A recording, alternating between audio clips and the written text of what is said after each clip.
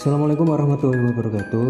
Halo teman-teman, jumpa lagi bersama kami The Merindings. Semoga teman-teman dalam keadaan yang sehat-sehat dan good-good saja tanpa kekurangan apapun. Dan semoga Tuhan selalu menjaga kita dimanapun, everywhere, every time. Kali ini kami akan membawakan kisah dari teman kami di Tangerang tentang pesugihan buto ijo. Jadi jenis-jenis pesugihan itu ada banyak ya teman-teman. Para pelakunya mengambil jalan pintas itu agar bisa membuat mereka kaya dan bergelimang harta dalam waktu singkat. Walaupun bayarannya adalah dengan melakukan perjanjian dengan jin dan menyekutukan Tuhannya. Salah satu kasusnya adalah si Bondet yang harus bertahan hidup karena ditumbalkan oleh bos pemilik toko sembako tempat dia bekerja. Untuk mengetahui seperti apa kisah selanjutnya, sebelum kita memulai kisahnya, alangkah baiknya jika teman-teman like video ini dan juga silahkan mensubscribe channel ini bagi yang belum mensubscribe-nya. Pak Hamid makan kadal, ternyata itu anak buaya. Tanpa berlama-lama bercincong-cincong di awal, mari kita langsung menuju ke ceritanya. Toko sembako Juragan Karso. Malam itu Bondet, seorang laki-laki berumur 23 tahun, sedang melamun di depan kontrakannya. Dia sedang memikirkan harus kemana lagi. Dia mau mencari lowongan pekerjaan karena dia sudah 3 minggu menganggur sejak pabrik tahu yang tempat dia bekerja di Tangerang ditutup oleh warga karena membuang limbah sembarangan. Bondet adalah perantau dari Kendal yang mencoba mengadu nasibnya ke kota besar, namun dia kurang beruntung karena kenalan yang mengajaknya dulu bekerja malah membawa kabur tas yang berisi jasa SMA, HP, dan sejumlah uang yang ditinggalkannya di kontrakan. Mau tidak mau, Bondet harus berusaha bertahan di kerasnya kehidupan ibu kota. Woi, lu melamun aja kerjaannya, udah ngopi belum? Tanya Bang Rohim mengagetkannya. Bang Rohim ini orang asli Tangerang, namun dia lebih memilih mengontrak karena kakaknya baru saja melahirkan. Dia nggak tahan kalau harus mendengarkan suara tangis bayi tiap hari, bisa stres bilangnya. Abang ngagetin aja. Ini kopi masih hangat bang, jawab Bondet. Lagi ngelakuin apaan sih lu? Belum bayar kontrakan ya? Apa pacar lu hamil? Tanya Bang Rohim sambil tertawa. Pusing bang, udah 3 minggu nganggur, nyari kerjaan kemana-mana nggak ada yang nerima, jawab Bondet. Kalau lo mau, di toko sembako tempat abang kerja lagi ada lowongan. Gajinya lumayan besar, ucap Bang Rohim. Bondet yang mendengar itu pun semangat dan sangat senang akhirnya ada yang mau memakai tenaganya. Esok harinya, Bondet pergi naik bajai menuju alamat yang diberikan Bang Rohim. Jaraknya sekitar 25 menit dari kontrakan. Assalamualaikum. Benar di sini ada lowongan bang? Tanya Bondet ke salah satu orang yang kerja di toko sembako itu. Waalaikumsalam. Lowongan kerja? Kayaknya di sini nggak buka lowongan deh. Kamu tahu lowongan ini dari siapa? Tanya Bang Didit, karyawan yang diberi kepercayaan buat mengelola toko itu. Nama saya Bagus bang, tapi biasa dipanggil Bondet. Saya tahu lowongan ini dari Bang Rohim, jawab Bondet. Tunggu sebentar ya, duduk dulu aja, ucap Bang Didit yang langsung pergi mengambil HP yang dia taruh di meja kasir. Terlihat di sana dia sedang menelpon seseorang. Sekitar 5 menit dia menelpon. Dia lalu kembali menuju arah Bondet. Oh iya, aku baru dikasih tahu Rohim. Intinya kamu diterima kerja di sini. Si Rohim lagi keluar nganter Pak Bos. Dia driver sama orang kepercayaannya. Aku belum tahu loh kamu mau disuruh ngerjain apa. Tapi untuk saat ini kamu pulang aja. Besok kesini lagi jam 7 pagi. Ucap Bang Didit menjelaskan. Iya bang, saya pulang dulu ya, jawab Bondet. Keesokan harinya Bondet pun masuk kerja berboncengan dengan motor Rohim. Di jalan dia dikasih tahu Bang Rohim buat mengecek stok barang berdasarkan daftar kode dan barcode yang nanti diberikan kepadanya. Bang Rohim juga berpesan jangan pernah masuk ke ruangan di ujung kiri gudang karena di kamar itu khusus milik Pak Karso, pemilik toko sembako tersebut. Singkat cerita, sudah 1 bulan Bondet bekerja di situ. Dia kerasan karena kerjaannya di tempat yang tidak panas dan gajinya lumayan tinggi. Hingga tiba di suatu siang, tiba-tiba terdengar suara benda jatuh di gudang belakang. Setelah Bondet dan satu temannya yang bernama Imam mendengarkannya, mereka langsung berlari ke belakang menuju arah suara itu. Di sana sudah terlihat kardus minyak goreng yang sebelumnya tertumpuk rapi, sekarang sudah jatuh berantakan. Dan yang bikin mereka terkejut adalah di bawah tumpukan kardus itu ada Bang Didit yang merintih kesakitan. "Bang Didit nggak apa-apa?" tanya Imam. "Aduh, badanku rasanya mau remuk," ucap Bang Didit. Setelah mereka membantu Bang Didit untuk keluar dari tumpukan kardus minyak, Bondet pun langsung mengambilkan air putih untuk Bang Didit. "Bang, minum dulu." "Kejadiannya gimana sih Bang? Kok bisa kardus tumpukan rubuh gitu?" tanya Imam. "Gak tahu Mam, aku tadi sempat dengar ada suara laki batuk." "Gak tahu Mam, aku tadi sempat dengar ada suara laki-laki batuk di belakang tumpukan kardus. Aku kira itu salah satu dari kalian. Pas mau aku deketin, tiba-tiba kardus-kardus itu seperti ada yang mendorong hingga rubuh," jawab Bang Didit sambil memijit-mijit tengkuknya yang masih terasa linu. Setelah itu pun mereka melanjutkan pekerjaan seperti biasanya, sedangkan Bang Didit izin pulang buat beristirahat. Keesokan harinya saat berangkat bekerja, wajah Bang Didit terlihat pucat, dia pun sering bengong melamun. "Bang, ngapain bengong mulu? Nanti kesambet loh," tegur Bang Rohim yang baru saja sampai berboncengan dengan Bondet. "Ah, elu Him, gak apa-apa, cuma lagi gak enak badan," jawab Bang Didit. Siangnya saat Bang Didit dan Bondet makan siang bareng, Bang Didit pun menceritakan apa yang ditemuinya di dalam mimpi semalam. "Gue semalam mimpi didatengin makhluk menyeramkan, Dit. Wujudnya manusia tinggi besar berwarna hijau. Kepalanya sampai sundul ke atap rumah. Terus gigi taringnya panjang bener. Dia bilang mau membawa gue buat dijadikan budak. Untung saja bini gue segera bangunin karena gue ngigok," ucap Bang Didit dengan wajah serius. "Ah, itu cuma mimpi Bang," saut Bondet sambil memakan sayap ayam kecap di piringnya. "Tapi mimpi ini seperti nyata banget, Dit. Bayu sebelum meninggal juga mengalami mimpi yang sama persis seperti yang gue mimpiin," ucap Bang Didit. "Bayu siapa Bang?" tanya Bondet. "Dia karyawan yang juga kayak kita, namun dia ada di cabang toko di kecamatan sebelah. Gue jadi khawatir, Dit. Jika nanti terjadi apa-apa sama gue minta maaf ya kalau ada salah sama lo," jawab Bang Didit. "Alah, gak usah khawatir Bang, gak usah pikir aneh-aneh. Gak akan terjadi apa-apa, itu cuma mimpi," saut Bondet.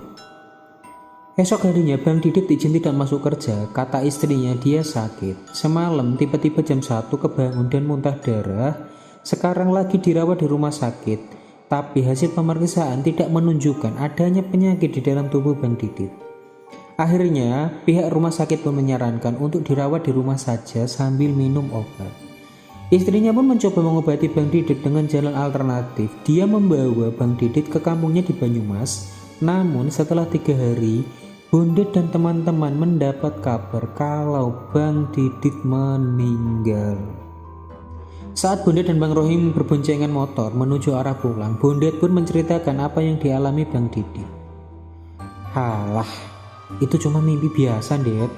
Cuma kebetulan aja sama, gak usah dipikirin," jawab Bang Rohim. Keesokan harinya Bondet dipanggil Pak Karso menghadap ke ruangannya. Dia ditawari untuk diangkat menjadi penanggung jawab gudang menggantikan Bang Didit. Mendengar itu pun Bondet sangat senang. Selain pekerjaannya nanti yang akan lebih ringan, dia juga bakal menerima kenaikan gaji per bulannya. "Wah, selamat ya Det," ucap si Imam. "Iya Mam, kenapa Pak Karso nggak nunjuk kamu ya buat gantiin Bang Didit?" tanya Bondet ke Imam. "Udah, tapi aku nggak mau. Aku lebih nyaman jadi kuli biasa. Gak perlu tanggung jawab meriksa stok barang yang kadang truk kiriman sembako datangnya malam. Dan kamu tahu sendiri kan Det, aku punya bayi di rumah. Jadi aku gak bisa sampai kerja sampai malam," jawab Imam menjelaskan. Singkat cerita, Bondet sudah 1 minggu bekerja di posisinya yang baru itu sebagai kepala gudang. Kerjaan ini hanya menghitung stok barang dan mengecek daftar barang yang datang. "Det, ayo pulang," teriak Bang Rohim. "Bang Rohim pulang aja dulu, sepertinya aku nginep di gudang Bang. Nanti malam ada truk beras datang," jawab Bondet. "Hati-hati ya Det," ucap si Imam. Batin Bondet, Hati-hati gimana maksudnya? Malam itu ada 2 truk beras yang bongkar muatan di gudang. Setelah selesai menghitung dan mencocokkannya dengan daftar yang dia pegang, truk itu pun langsung pergi. Hati-hati ya bang kalau jaga di malam di sini, ucap kuli bongkar muat yang bernama Sukri saat dia mau pulang. Hati-hati gimana bang maksudnya? Tanya Bondet. Di sini sering ada makhluk penunggu yang gangguin. Kalau kamu mau tidur, hidupin aja semua lampunya, jangan dimatiin bang, ucap Bayu sambil berlalu pergi. Ya gimana aku mau tidur kalau lampu seterang ini nyala, batin Bondet. Setelah sholat isya dan bebersih, Bondet pun langsung menggelar kardus, lalu di atasnya dikasih tikar buat dia tidur. Tidak lupa dia mematikan lampu yang ada di dalam gudang. Baru sebentar dia memejamkan mata, Bondet terbangun seperti ada yang meraba dan mencengkram kakinya. Dia pun kaget dan beringsut menjauh. Saat senter HP dinyalakan, dia tidak menemukan apapun. Bondet pun segera menuju saklar untuk menyalakan lampu. Saat diperiksa kembali kakinya, di situ ada bekas merah seperti habis dicengkram dengan keras. Seketika perasaan takut pun menyelimuti dirinya. Dia pun segera membuka pintu gudang lalu duduk di luar sambil merokok. Siapa yang tadi mencengkram kakiku? Batin Bondet. Dia pun memilih untuk menutup pintu gudang dan tidur di luar. Dia tidur di kursi bangku panjang di depan toko yang biasa dia gunakan untuk duduk-duduk bareng karyawan lain. Dia terbangun saat mendengar suara azan subuh. Dia pun kembali masuk ke toko dan ke gudang belakang untuk berwudu.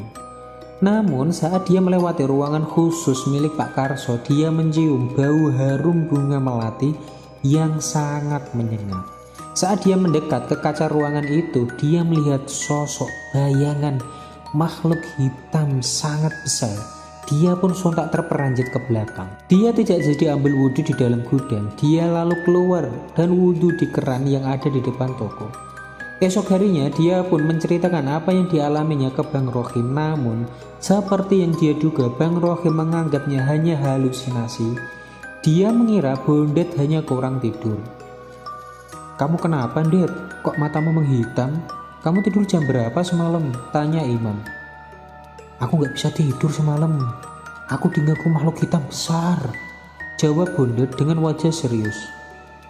Ini kakiku juga merah, bekas dicengkram makhluk itu, lanjut Bondet sambil menunjukkan kakinya yang membekas berwarna merah. Kamu nanti sore pulang bareng aku ya. Aku mau cerita sama kamu, ucap Imam. Akhirnya sore itu mereka pulang bareng. Saat ditanya Bang Rohim, Bondet beralasan kalau sebentar lagi mau ada bongkaran mie instan. Di situ Imam menceritakan alasan sebenarnya mengapa dia menolak saat ditawari posisi sebagai kepala gudang. Itu bukan pertama kali dia ditawari. Sebelum Bang Didit yang jadi kepala gudang, Pak Karso dulu juga sudah pernah menawarkan posisi itu ke dia. Imam curiga dengan cerita karyawan di cabang lain kalau Juragan Karso memelihara pesugihan. Beberapa karyawan meninggal secara tidak wajar setelah mengambil lembur kerja, dan yang lembur kerja rata-rata kepala gudang. Meninggalnya Bang Didit adalah kasus ketiga yang dia ketahui. Terus gimana nasibku, Mam? Aku udah terlanjur nerima tawaran itu. Apalagi aku udah ditemui sama makhluk peliharaan Pak Karso, ucap Bondet yang merasa ketakutan. Tanggal 25 nanti kan kita gajian, dan tanggal 26-nya libur tengah merah. Kita ke rumah Abah Nawawi aja. Beliau orang pintar, siapa tahu dia bisa menolong kamu, jawab Imam. Setelah Bondet sampai di rumah, dia pun memeriksa bekas cengkraman di kakinya. Terlihat memar merah yang terasa perih itu belum membaik. Saat dia tidur, dia pun bermimpi. Dalam mimpinya, dia berada di sebuah gunung dengan hutan yang sangat lebat. Tiba-tiba muncul makhluk hitam bertaring yang pernah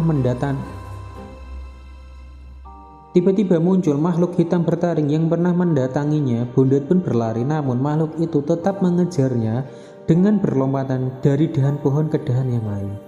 Hingga makhluk itu pun melompat tepat di depan Bondet. Siapa kamu? Apa yang kamu inginkan dariku? Ucap Bondet. Aku buta. Aku menginginkan nyawamu. Kamu telah bersedia menumbalkan sendiri kepadaku, jawab makhluk itu sambil tertawa. Aku tidak pernah bertemu denganmu. Aku juga tidak pernah mengikatkan janji kepadamu. Tanya Bondet kembali. Memang secara langsung kamu tidak mengikat janji perdenganku. Namun karena kamu menerima tawaran jabatan dari Karso, artinya secara otomatis kamu telah bersedia ditumbalkan. Hahaha. Kamu juga telah meminum kopi yang menjadi salah satu syarat terpenuhinya tumbal untukku. Lanjut makhluk yang bernama Buto itu.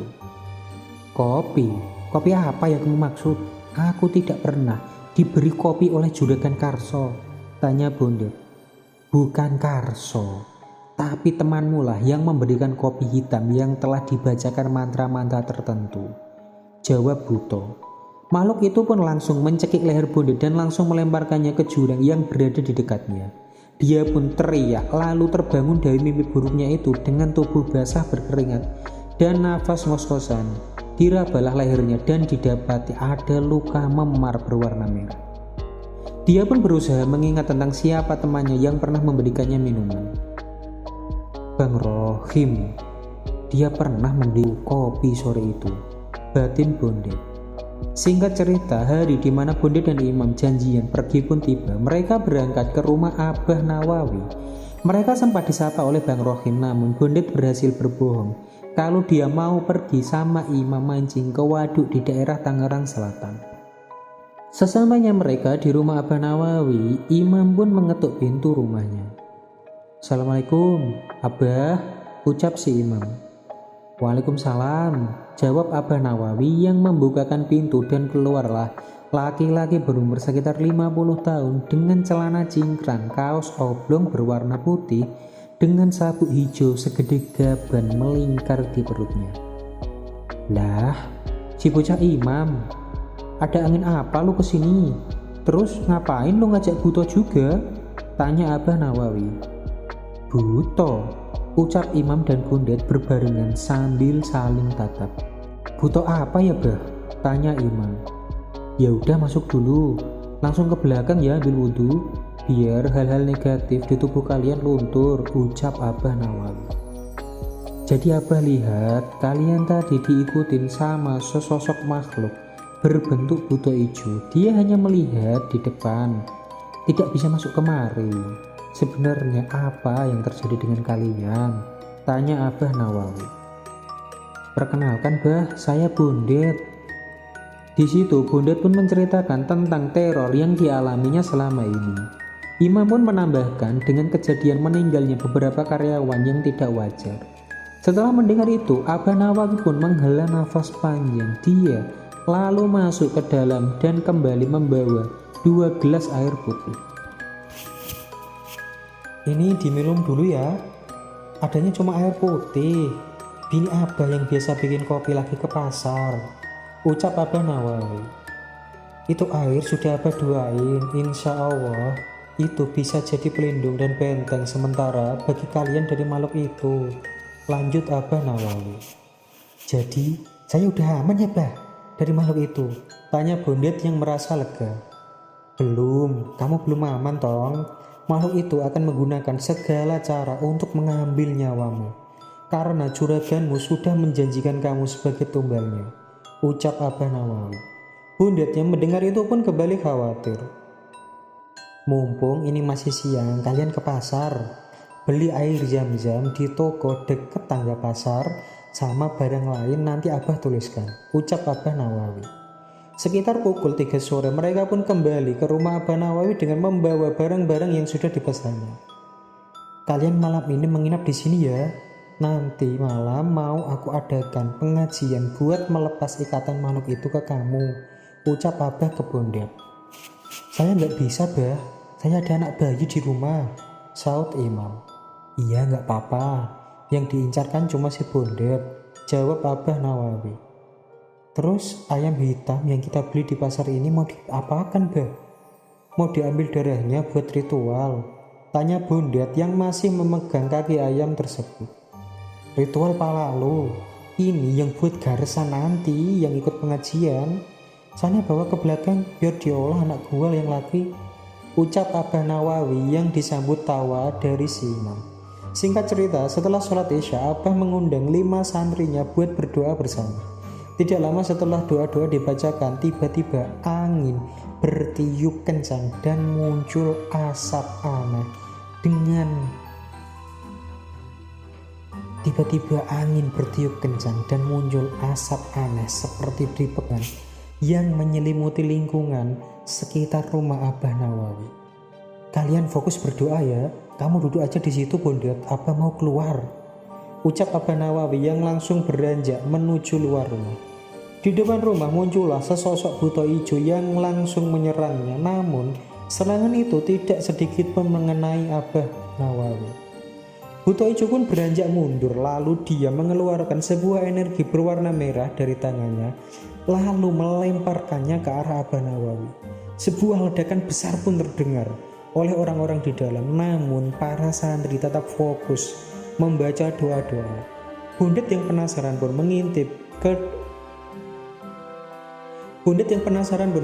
ke depan. Ledakan itu sama sekali tidak melukai Abah Nawawi.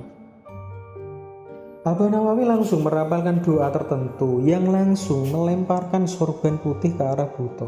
Sorban itu langsung mencekik leher buta hingga dia meminta ampun. Mau lepaskan perjanjianmu dengan anak ini atau kamu yang aku musnahkan, ucap Abah Nawawi mengancam. Ampun, saya akan melepaskannya, tapi mohon jangan bunuh saya, ucap buta sambil kesakitan memegangi lehernya. Baiklah, aku lepaskan dan segera pergi dari tempat ini. Jika kamu mengingkari janjimu, aku akan datang dan membinasakanmu saat itu juga, ucap Abah Nawawi yang langsung disusul dengan kepergian si buta hijau. Kabut putih yang menyelimuti area rumah itu pun perlahan menghilang. Kamu sudah terbebas dari target tumbal juraganmu. Saran Abah, kamu dan Imam segera keluar dari toko itu. Cari kerja di tempat lain yang lebih aman. Karena bagaimanapun jin dan setan selalu ingkar janji, dan buta itu pasti akan menuntut tumbal lain sebagai penggantimu, ucap Abah Nawawi. Akhirnya Bondet dan Imam pun memutuskan untuk pamit keluar dari toko itu. Imam memilih membuka warung kelontong di depan rumahnya, sedangkan Bondet memilih untuk balik ke kampung halamannya di Kendal. Dia masih trauma, dia mau pergi sejauh-jauhnya dari kota itu. Selang 2 hari Bondet ditelepon oleh Imam. Dia memberi kabar kalau Bang Rohim meninggal karena kecelakaan tertimpa tumbukan beras. Hingga saat ini Bondet dan Imam tidak tahu lagi mengenai kabar di toko bekas tempat mereka mencari nafkah. Terakhir dia dengar dari kuli yang biasa bongkar muat di situ, sekarang Juragan Karso menambah cabang toko sembakonya. Sepertinya ritual pesugihan buta hijau itu tetap berlanjut.